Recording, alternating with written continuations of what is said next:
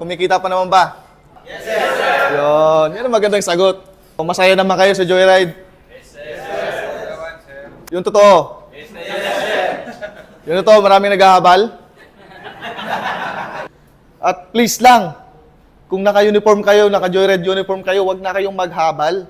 Wag na kayong mang-agaw sa iba. Kaya nagkaroon ng hindi magandang pagkakaunawaan eh. Minsan, inaaway na yung mga MC Taxi ng mga habal. Kasi yung iba naman kasi talaga nang aagaw kahit naka-uniform na. So nag-apply kayo sa MC Taxi, dapat tanggap ninyo, magantay kayo ng booking.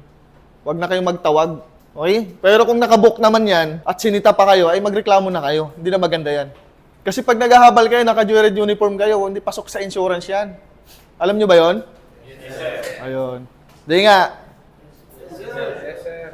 Okay? So maliwanag, sumunod sa batas trapiko, mag-ingat, mag-ipon, maging magalang sa customer ninyo. Okay ba tayo doon? Yes, sir.